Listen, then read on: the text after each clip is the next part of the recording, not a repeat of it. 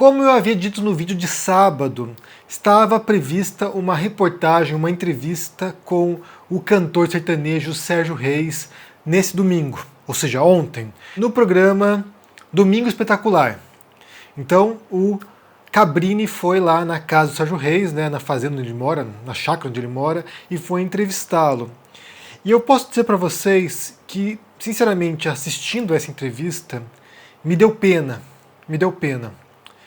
E eu quero explicar para vocês por quê. Eu vou falar sobre isso, talvez você discorde de mim, tudo bem, normal, mas me deu pena. Antes de entrar nesse assunto, o que eu vou pedir para vocês hoje é diferente. Não vou pedir curtida, não vou pedir comentário aqui embaixo no começo, não vou pedir para que você se inscreva no canal. O que eu vou pedir para vocês é que vocês, se possível, né, obviamente quem puder, quem tiver disposição para isso, é que vocês ajudem a ONG Interferência, que é comandada pelo Ferrez, pelo escritor que é um amigo nosso aqui, porque ele está precisando de ajuda. A ONG dele alimenta muitas pessoas na região onde ele mora, em São Paulo, e eles estão precisando de ajuda urgente. Eu vou pôr para vocês aqui na descrição e no comentário fixado o link do Apoia-se da ONG, então vá lá, ajude, porque são pessoas que estão passando fome e que o Ferrez está se dispondo a fazer essa ajuda na ausência do Estado, né? Tem que pensar aqui que um cidadão, um artista, um escritor, um ativista, está sendo obrigado a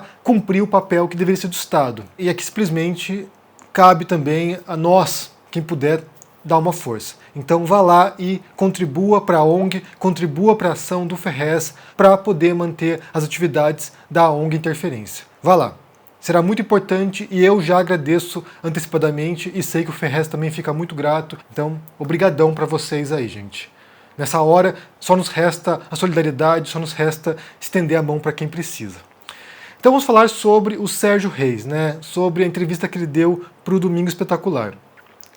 O que a gente vê lá, sinceramente, o que a gente vê lá é um cantor no fim de carreira, no fim de vida, né? 80 e poucos anos, e que se enfiou numa baita sinuca de bico, e que se enfiou numa baita enrascada. E quanto mais eu pesquiso sobre radicalização política, mais claras as coisas ficam para mim. E mais óbvio tudo fica, né? Porque a gente tem de pensar nesses radicais políticos como se fossem pessoas desajustadas, como se fossem pessoas, sabe, perversas muitas vezes, né? Malignas. E, em essência, quase todos nós somos propensos ou temos a disposição para ser radicalizado de um modo ou de outro, dependendo de qual for a mensagem. Porque nesse processo de radicalização, entram muitos mecanismos de persuasão, para quem tenta manipular as pessoas, e muitos mecanismos psicológicos, né, primitivos do ser humano, e que nos tornam sujeitos a isso. Por exemplo, um desses princípios é a conformidade. É a gente tentar agir como os outros agem, é a gente adotar a opinião que os outros adotam, é a gente se comportar como os demais se comportam. E é isso que, em grande parte, permite a vida em sociedade, porque a gente está atuando dentro de certos comportamentos que são legitimados no interior do nosso grupo. E aí a radicalização política, ela explora certas vulnerabilidades nossas, certas fraquezas nossas. E vale pensar também, né, antes de tudo, que todos nós, eu, você, o Sérgio Reis, o Bolsonaro, sabe, qualquer outra pessoa no planeta, todos nós somos os heróis de nossa própria história. Todos nós achamos que nós somos corretos, que nós fazemos a coisa certa, que a nossa meta individual e coletiva é a mais apropriada, que nós estamos fazendo o que é melhor. Todos nós pensamos isso. O Bin Laden pensava isso. O Hitler pensava isso. Inclusive, tem um documentário bem interessante que em português se chama O Cidadão Himmler, mas o título em inglês se chama The Decent One, que é o Homem Decente, né?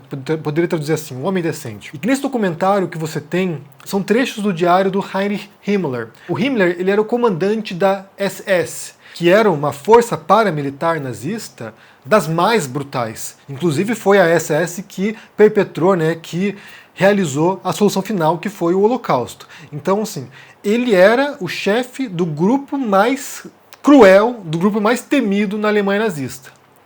E nesses diários do Himmler, quando é exposto nesse documentário, o que você percebe é que ele pensava ser um homem decente. Ele diz isso textualmente, que é um homem decente, e que ele estava fazendo o melhor para o seu país. Então, todo mundo é o herói da sua própria história. Se você pegasse, por exemplo, Lúcifer e contasse a história, né, a mitologia bíblica, contasse a história desde o ponto de vista de Lúcifer, ele seria o herói da história. Ele se veria como um rebelde, enfrentando o autoritarismo de Deus, enfrentando os desmandos de Deus, e ele está lutando contra uma injustiça. E ele vai se rebela junto com outros anjos e vai enfrentar uma autoridade. Se a gente pensasse, por exemplo, na história do Guerra nas Estrelas, se ela fosse contada sob o ponto de vista do Império, do Darth Vader, do Imperador, eles seriam os heróis, eles seriam os mocinhos, eles seriam, sabe, a força de estabilidade, a força que organiza o mundo, os conservadores querem preservar a hierarquia, e os rebeldes, né, Luke Skywalker e os rebeldes, seriam terroristas.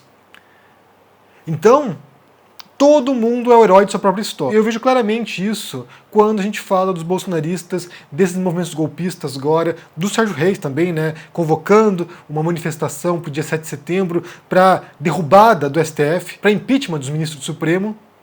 E ele se vê como um herói. Ele se vê como alguém que está enfrentando o bom combate contra o comunismo, contra a esquerda, contra os revolucionários, sei lá, contra a MST, contra a PT. Eles se veem como os heróis dessa história. Mesmo que para isso, né, para ser o herói, eles sejam obrigados a destruir as instituições democráticas. E aqui tem um ponto que é importante mencionar, né? Porque a gente pode ter várias críticas ao STF. A gente pode inclusive questionar se eles não estão ultrapassando as atribuições deles nesse momento aqui, né? Os ministros, né? Dando um passo mais longo que a perna. Mas na ausência de outras instituições para controlar os desmandos do Bolsonaro, me parece que o STF se tornou o último bastião de defesa da democracia, porque a PGR está inerte. A PGR está aparelhada pelo Bolsonaro. O Congresso, a Câmara dos Deputados, também está inerte. O Arthur Lira tem o poder de iniciar um processo de impeachment contra o Bolsonaro e não o faz. Então, assim, me parece que o STF se tornou agora, né, assumiu a atribuição de vamos tentar segurar as pontas. Enquanto dá, porque pode ter um momento que não dê mais. Então a gente pode criticar isso, a gente pode criticar se o STF não está fazendo mais do que deveria. Mas, nesse sentido, nesse momento, me parece que é necessário isso. Por outro lado, essas forças golpistas, como essa organizada pelo Sérgio Reis, ou que ele representa, eles entendem que o STF é uma obstrução para que o Bolsonaro faça o que tem que fazer. E o que ele tem que fazer é assustador. Para quem é oposição política, para quem discorda do Bolsonaro, o que o Bolsonaro quer fazer... Bem, a gente já falou várias vezes sobre isso, né? Ele é um governante com forte viés autoritário, ele é alguém que despreza a democracia, ele é alguém que despreza as instituições, ele é alguém que simplesmente, se pudesse governar como um autocrata, ele governaria. Mas eles se veem como cidadão de bem, eles se veem como os heróis dessa história. E aí que entra o elemento da radicalização política, porque eles são fechados num espírito grupal e com reforço de uma mensagem de que a gente precisa fazer isso, de que isso aqui é necessário, de que isso aqui é emergencial. Eu já falei sobre esse caso, inclusive, né, recentemente, em vídeo sobre radicalização. Como eles criam um inimigo imaginário ou real, não importa, criam um inimigo e aí eles passam a solidificar o apoio em torno desse combate contra o inimigo. E daí você pega um senhor, né, de mais de 80 anos, que acaba sendo uma das vítimas também mais frágeis para esse tipo de mensagem, né, os grupos de WhatsApp, as fake news. Então ele vai e se torna um radical. E daí você percebe na entrevista com o Cabrini que o Sérgio Reis, ele não se arrepende da mensagem que ele propagou, ele não se arrepende de fazer parte desse grupo, ele não se arrepende de enfrentar o STF, ele não se arrepende disso. O que ele se arrepende é de ter sido pego. Ele se arrepende porque tinha um amigo da onça, como ele mesmo diz, dentro do grupo deles lá, no qual ele propaga o áudio, e que vai e joga esse áudio para a imprensa. Então o arrependimento do Sérgio Reis, um arrependimento de um radical político agora, não é o arrependimento de quem realmente compreendeu, olha só, eu fui longe demais, olha só, eu não podia desafiar o STF nesse sentido, não podia propor, sabe, ruptura institucional, eu não podia propor um golpe, não, eu não podia fazer isso. O arrependimento dele é o arrependimento dos radicais. Fui pego e agora estou lascado. Fui pego e agora vou ter que pagar o preço por isso. E eu aqui repito que dá pena, porque se ele fosse jovem, se ele tivesse, sei lá, seus 30 anos, 20 anos, né? Se fosse um cantor sertanejo universitário, por exemplo, né? Não no sentido universitário, de estudante universitário, mas... Bem, você entendeu. Se ele fosse um cantor sertanejo universitário, ele teria toda a carreira dele para se arrepender e para poder reconstruir a sua trajetória. Porque as pessoas erram, as pessoas caem nesses buracos, né? As pessoas caem nesse abismo. E a radicalização política, ela é como esse buraco negro, né? Ela suga as pessoas para dentro e é como se não houvesse saída. E isso vale para qualquer tipo de radicalização, tanto religiosa quanto política. A sua identidade passa a se tornar a identidade do grupo. Você não consegue se chegar fora disso. Eu tenho mencionado muito o livro, né, sobre o QAnon, que é The Storms Upon Us, que conta justamente a história desse grupo, dessa teoria conspiratória do QAnon, que, bem, tem umas ideias muito doidas lá, mas não entra o caso aqui nesse momento. E daí o que o autor fala é justamente sobre a mudança de personalidade das pessoas. Como pessoas que são normais, completamente normais, começam a entrar nessa teoria conspiratória, começam a se radicalizar e de repente elas se transformam totalmente. Elas se tornam irreconhecíveis para seus amigos e parentes. Passam a ameaçar parentes e amigos. Então isso aqui, essa noção de nós contra eles, né? Nós somos os justos, nós somos o cidadão de bem, nós vamos enfrentar o autoritarismo do STF, nós vamos enfrentar os comunistas, essa noção grupal, ela acaba criando uma espécie de antagonismo contra qualquer um que se volte contra essa mentalidade grupal. Então, se você questiona isso, você é um parente de alguém, você é um parente de uma pessoa radicalizada, você é visto como um inimigo. Quando eu falei aqui recentemente sobre os perigos de ter um pai bolsominion, eu vi gente comentando aqui dizendo o seguinte: olha, meu pai é bolsonarista, ou, sabe, meu irmão é bolsonarista, meu marido é bolsonarista, e ele diz que eu sou parte do problema. Ele diz que eu deveria ser preso, sabe? São coisas desse nível. E dá pena, porque essas pessoas, elas não estão geralmente conscientemente nesse buraco negro. Elas foram arrastadas gradualmente para isso, porque é etapa após etapa. A pessoa não é do dia para noite um bolsonarista. A pessoa não vira de um dia para noite um radical político. Ela vai passo a passo. Ela vai se radicalizando gradualmente. Até um ponto em que ultrapassa a fronteira e não tem mais volta. E a volta só se dá, por exemplo, quando ela percebe a merda na qual ela se enfiou.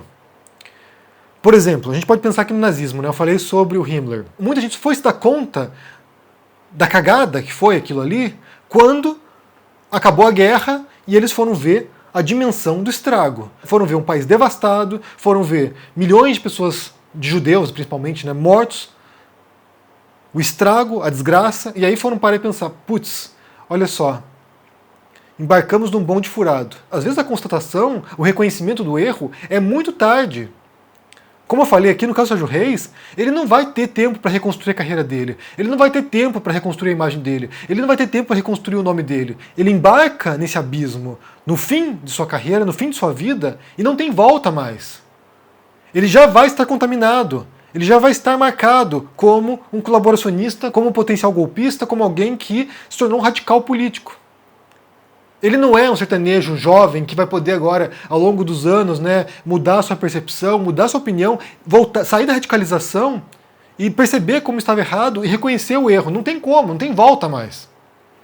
É isso que me deu pena, é perceber uma pessoa que tem uma bela trajetória musical, que marcou gerações de fãs.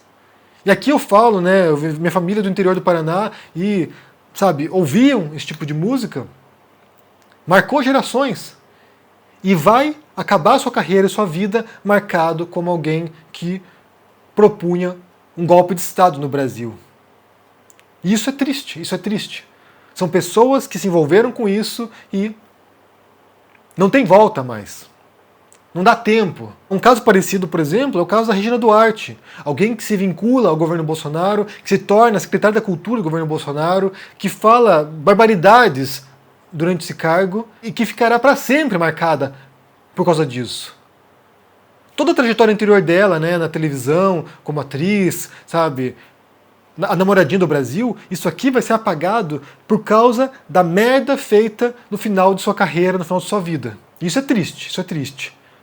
Isso é triste quando você vê pessoas que você admira, por exemplo, eu posso citar um caso agora recente, né, o Eric Clapton. Eric Clapton, o músico, né, o bluseiro, e que virou negacionista agora. Cara, eu adoro o Eric Clapton, mas é foda. É triste. Dá um pouco de pena, dá um pouco de raiva. É triste. E eu percebo, né, que em grande parte a tristeza do Sérgio Reis, né, que ele é exposto com depressão, é porque eles constataram isso, talvez, né, compreenderam isso. Talvez não haja tempo para reconstruir o estrago. Talvez não haja tempo para controlar o dano. E eu só repito aqui. Todo mundo é o herói da sua própria história. Todo mundo acha que está do lado correto da história. Todo mundo acha que está do lado certo, que defende os valores corretos. Mesmo o Himmler, mesmo o chefão da SS, responsável pela morte de milhões de judeus. Mesmo essas pessoas, elas acham que elas estão corretas. E eu não tenho dúvida que os bolsonaristas acham que estão corretos. Isso que é o mais assustador. Antes de gravar esse vídeo aqui, eu estava pesquisando sobre esse assunto e daí eu encontrei esse meme aqui. Não somos mais meros eleitores do Bolsonaro, somos agora seu exército.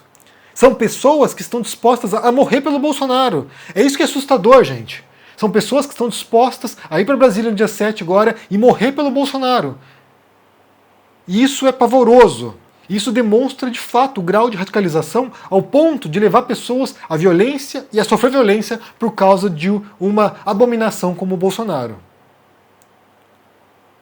Esse é o grau que as coisas chegaram no Brasil hoje. Eu quero saber o que vocês pensam sobre isso, né? Se vocês assistiram a entrevista que o Cabrini fez ontem com o Sérgio Reis, vou pôr o link da entrevista para quem não viu ainda. Me digam o que vocês pensam aí sobre esse assunto, né? Sobre, bem, a destruição da carreira de Sérgio Reis, né? Foi o que ele fez. Destruiu a carreira, destruiu a vida pessoal dele.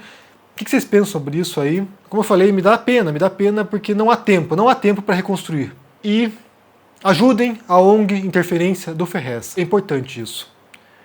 Me digam o que vocês pensam, deixa o joinha aqui, se inscreva no canal e se cuidem, gente. Tchau.